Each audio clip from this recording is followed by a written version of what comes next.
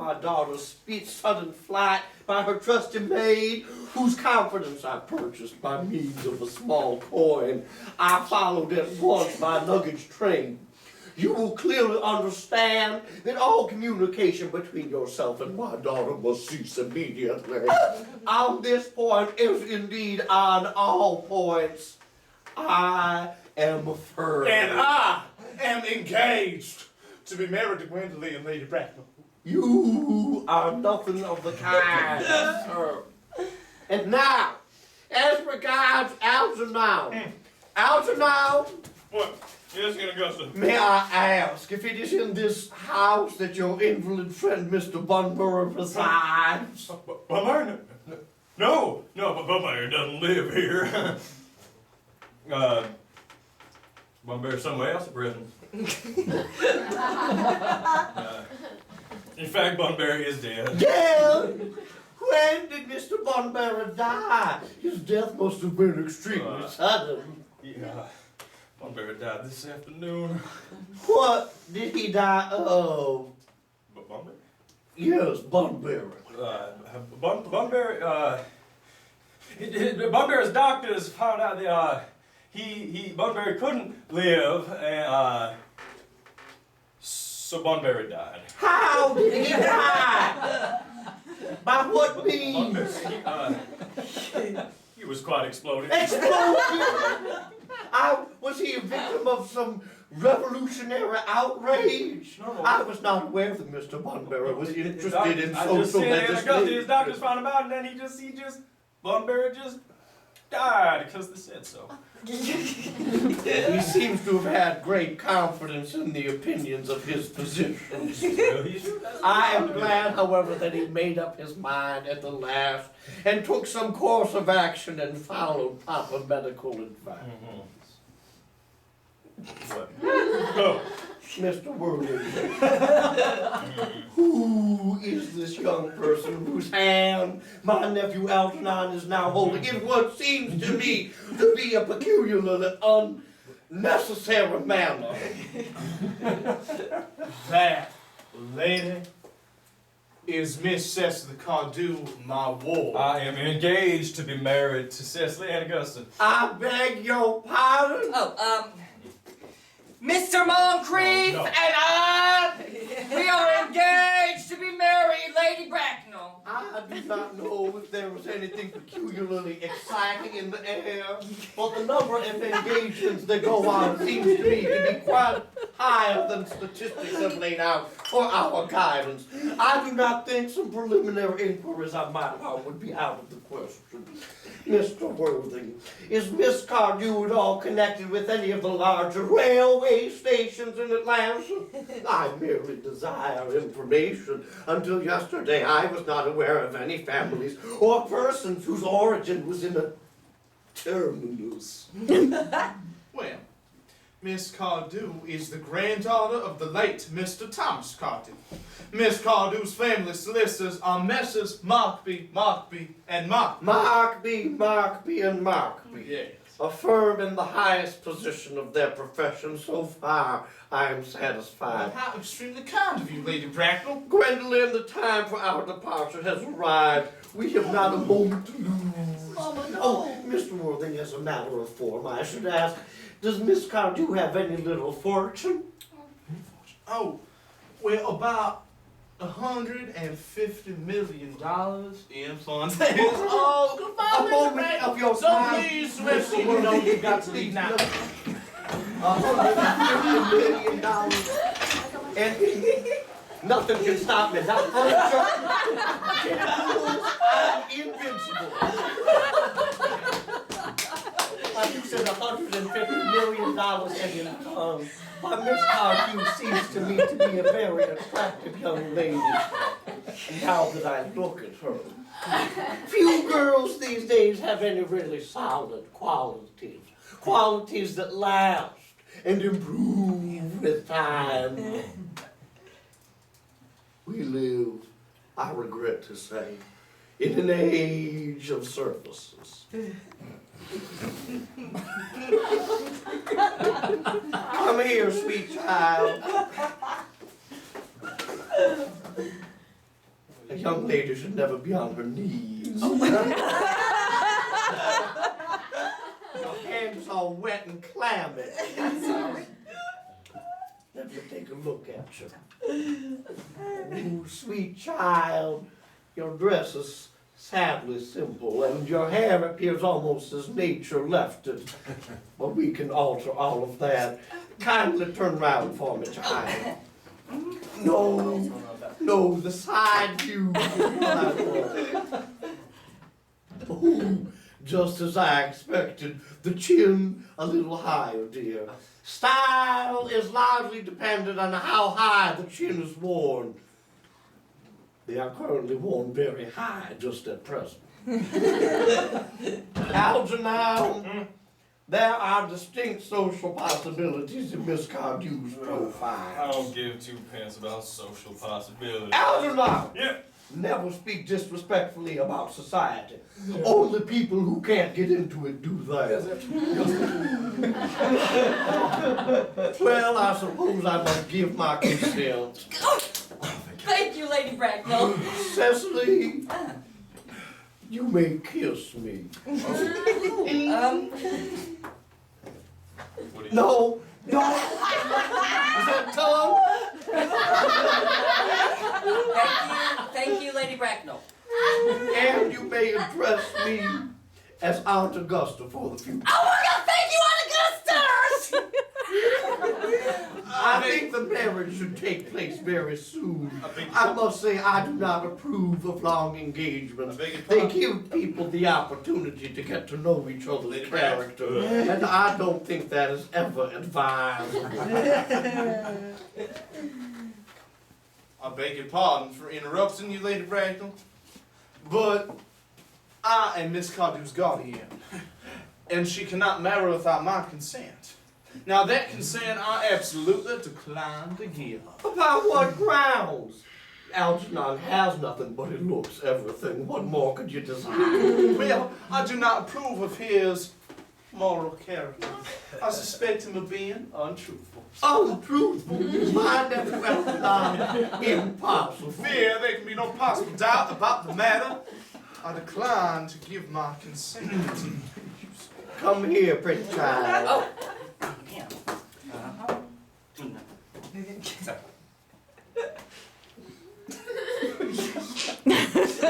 Dry your hand off this time.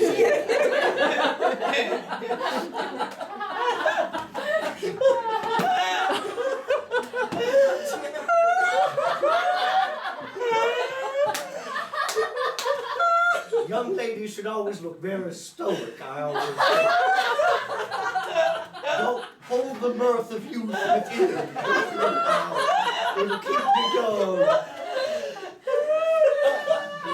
How old are you, dear? Well, I'm 18, but I always admit to 20 at dinner parties. You are quite right to make some slight alteration. 18, but admits to 20 at evening parties. Well, you will very soon be of age and free from the restraints of tutelage. Therefore, I don't think your guardian's consent is a matter of any importance. No, I beg your pardon for interrupting you again, Lady Bracknell, It's but not doing it.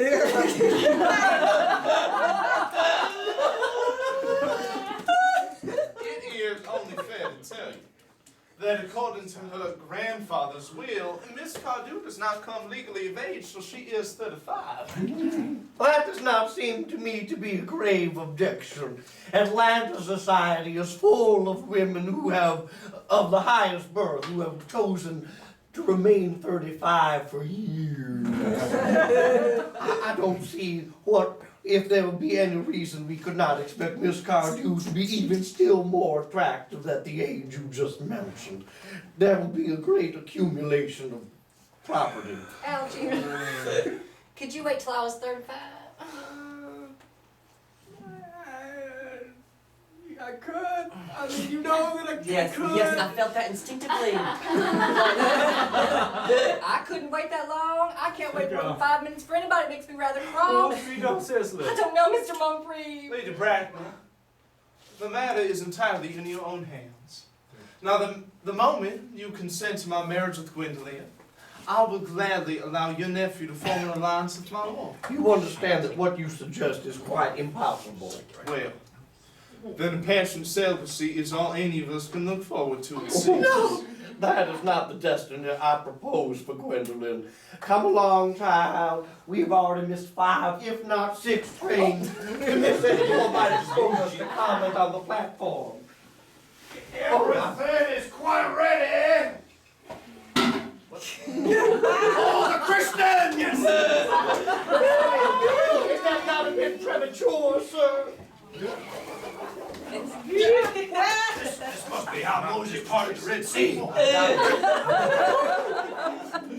Why, both these gentlemen expressed a desire for immediate baptism. Come on, boys. At their age, Algernon, I refuse to allow you to be baptized. I will not hear of such excesses.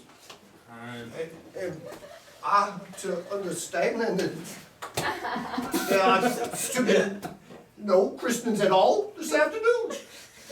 Well, I don't think that as things are now, it will be of much practical use to any of us, Reverend Charles. I am grieved to hear such sentiments from you, Mr. Worthing. However, I will return to the church at once. Miss Prism has been waiting for me for the last hour and a half in the vestry. Did I hear you mention a Miss Prism? Yes, Lady Bracknell. Dr. Johnson, if I may have a moment of your time, is this Miss Prism a female of somewhat repellent aspect? No! You are fussing with my feng shui!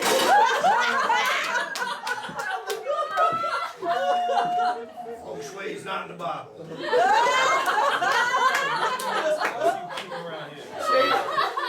Stay close, dear. I have a feeling you're going to have to repair that table again.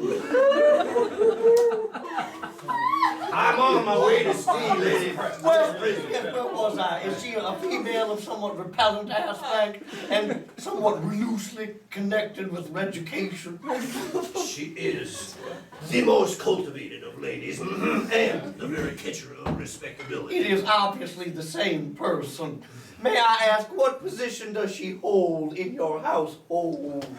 Miss Prism has been for the last 3 years Miss Cardew's esteemed governess and valued companion.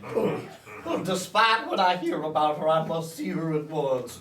Let her be sent for, Mary Doodle. She approaches. She's not. I've been waiting Prism! for you an hour. Come here, Prism. Prism! Where is that baby? 1 to 8 years ago, you left Mr. Bracknell's house inside for my take that baby to the table. You never returned. 7 weeks later, you allowed me to get the about the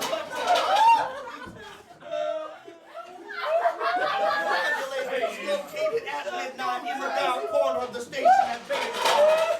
It contained a manuscript of a 3-volume novel of somewhat repellent sentimentality. But the baby was nowhere to be found. Presumed. Where is that baby?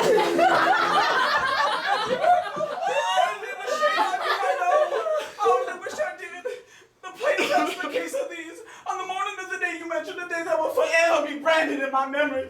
I prepared as usual to take the baby on its perambulator. I had also with me a somewhat old but capacious handbag in which I had intended to place the manuscript of a work of fiction that I had written in my few unoccupied hours. Oh, in a moment of mental abstraction, which I can never forgive myself. I deposited the manuscript in the bassinet and then placed the baby in the handbag. Well, where did you deposit that handbag? Do not ask me, Mr. Worthing. Oh, Miss Prism, this is a matter of no small importance to me. Now, I insist on knowing where you deposited the handbag that contained that infant. I left it in the cloakroom of one of the larger railway stations in Atlanta. Yes, but what railway station? Peachtree. The Brighton line. It's a good line. I must retire to my room for a moment.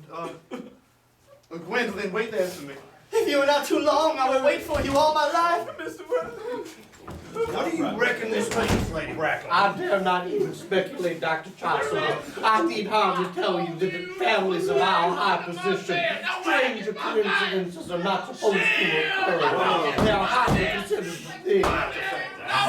What is that racket? Arkansas. There's some kind of hillbilly tambourine. Is this the handbag, Miss Prism? Now, stand carefully before you speak. The happiness woman will not depend on your answer. She is not allowed to touch the furniture anymore. Well, it seems to be mine. Yes, here's the injury it received through the upsetting of a Main Street omnibus in younger and happier days. Here on the lining is a stain caused by the explosion of a temperance beverage, an incident that occurred at Savannah. And here on the lock are my initials. I had forgotten that in an extravagant mood I had them put there. The bag is undoubtedly mine. Would you like to see this? I'd be delighted to have it restored to Miss Prism, more is restored to you than that handbag. Now, I was the baby you placed in it. you. Yes, Mother. Oh, Mr. Worthy, there is some error. I am unmarried. Oh, well, I do not deny that is a serious blow, but after all, who can cast a stone against one who has suffered? Mother, I forgive you. Mr. Worthy, there is the lady who can tell you who you really are. Lady Bracken, well, I ain't seen inquisitive, but would you kindly inform me who I am? You are the son and the parent micro baby of my poor sister, Mrs. Moncrief, and consequently Algernon's older brother. Algy's elder brother. What? Then I have a brother after all. I knew I had a brother. I always said I had a brother. Algy, you young scoundrel. Now, you had better treat me with more respect in the future. Nah. You've never hated me like a brother in all your life. Oh, there goes your glass. And you broke my glass, you broke my hair, and you broke my glass. Well, we are brothers after all. I have to break your shit. All right. He's all breaking things like you're getting paid for it. Start today. Not the hell! Not the hell! Was I supposed to do something? Get out of here. What is your Christian name now that you become someone else? Your decision on the subject of my name is irrevocable, I suppose. I never changed, except in my affection. Oh, Gwendolyn, what a noble nature you have. Then the matter had better be cleared up at once. When Miss Prism left me in the handbag, had I been christened already? Every luxury that money could buy, including christenings, was lavished upon you by your fond and doting parents. But I have been christened. Now that he's settled now. What name must I give him? Let me know the bust. Being the eldest, naturally you were christened after your father. Yes, but what was my father's Christian name? I cannot at this present moment recall what the general's name was, but I have no doubt he did have one. He was very eccentric, but only in later years. Elgin. Elgin! What? Whoa! Whoa! Hey! Can you recollect our father's Christian name? No. He died before I was even a year and a half old. We were never even on speaking terms. But his name would appear in the honor list of the period, I suppose, and Augusta. I have no doubt that his name would appear in any military directory. Yes, the honor list of the period are here. It's a life for record should have been my constant study. Now, in generals. Oh, yeah. Melham, Next Bomb, and Magna. My, what ghastly names they have. Monkby, Bigsby, Mild, yeah. Moncrief, hey. Oh, Captain 1940. Lieutenant Colonel, Colonel. General 1969. Christian names. Ernest John. Then my name is Ernest Seth Rock. I always said my name is Ernestine, Gwendolyn. Well, naturally it is Ernest. Now I recall. The general's name was Earnest. I knew I had particular reason for disliking the name. Ernest, my own Ernest! First, you could have no other name. Gwendolyn, it is a very terrible thing for a man to find out suddenly that all his life he has been speaking nothing but the truth. Can you ever forgive me? I can, for I feel that you are sure to change. My own one. Other hand, sweetie. Oh,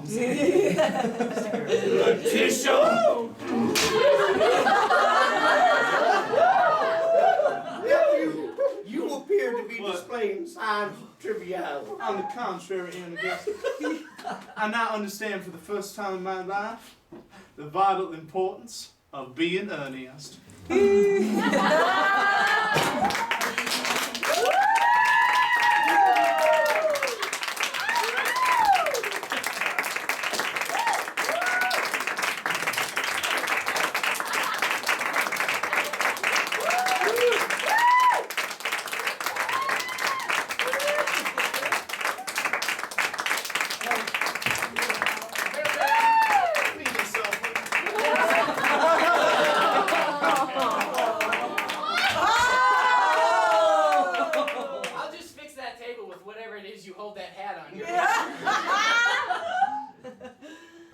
I'll let you see yourselves out. I got some stuff to take care of.